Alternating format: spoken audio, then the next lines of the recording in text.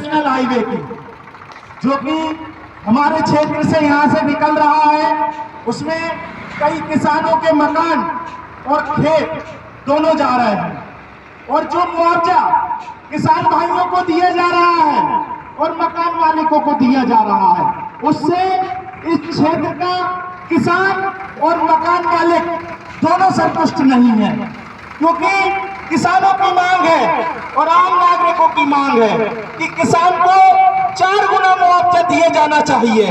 और जो मकान खून पसीने की मेहनत से लोगों ने बनाए, अपनी जिंदगी भर की पूंजी लगा दी इन मकानों को बनाने में, आज सरकार उन मकानों को तोड़ रही है और मुआवजा भी ऐसा दे रही है कि किसान उससे संतुष्ट नहीं है।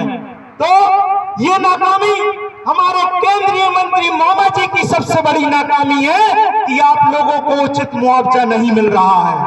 आपको उचित मुआवजा मिले, इसके लिए जन सर्वोदय संगठन ग्राम जैत का घेराव करेगा।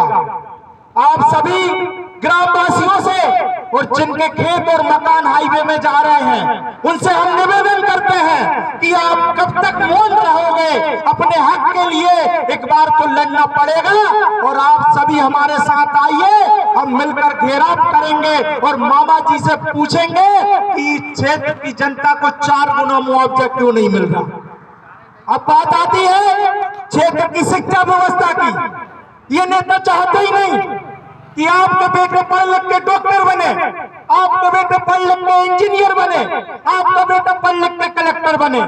ये नहीं चाहते। ये चाहते हैं कि आपका बेटा इन नेताओं के झंडे उठाए, इनके बैनर उठाए और इनके नारे लगाए, क्योंकि अगर आपका बेटा पढ़ गया तो वो अधिकार मांगेगा, रोजगार मांगेगा और व्यवस्था परिवर्तन की मांग करेगा। इसलिए ये चाहते ही नहीं कि आपके बेटे पढ़े। सरकारी स्कूलों की व्यवस्था आप देख लो, कहीं टीचर नहीं है, कहीं छत टपक रही है, कहीं अतीतों के भरोसे स्कूल चल रहे हैं और सब लोग इतने सक्षम नहीं है कि अपने बेटों को प्राइवेट स्कूल में पढ़ा सके और प्राइवेट स्कूलों का खर्चा उठा सके।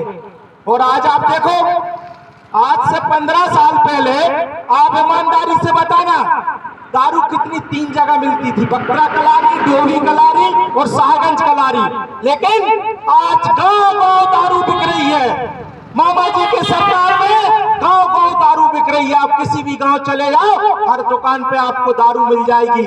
न जाने इस दारू की वजह से कितनी माताओं की गोदें सूनी हो गई, कितनी बहनों के विधवा हो गई। इस शराब की वजह से कितने युवाओं के लीवर खराब हो गए और कितने युवाओं के भविष्य चौपट हो गए सड़क दुर्घटनाओं में। लेकिन आज हमारे विधायक हो, सांसद हो, जनपद पंचायत सदस्य हो, जिला पंचायत सदस्य हो, इन्हें कोई मतलब नहीं है आपके बच्चों का भविष्य खराब हो रहा है।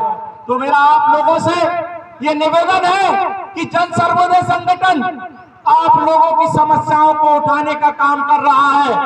अब आते हैं हम किसान भाइयों पे। ये सरकार कहा करती थी कि हम किसानों की आय दुगनी कर देंगे। आज टमाटर के हाल देख लो, किसानों की तुड़वाई नहीं निकल रही। जब चुनाव था, मामा जी ने आप लोगों से वादा किया था कि आपकी धान की फसल 3100 रुपए प्रति क्विंटल खरीदेंगे, आप हमें वोट दो। सरकार में पहुंचा, कहा था 2700 रुपए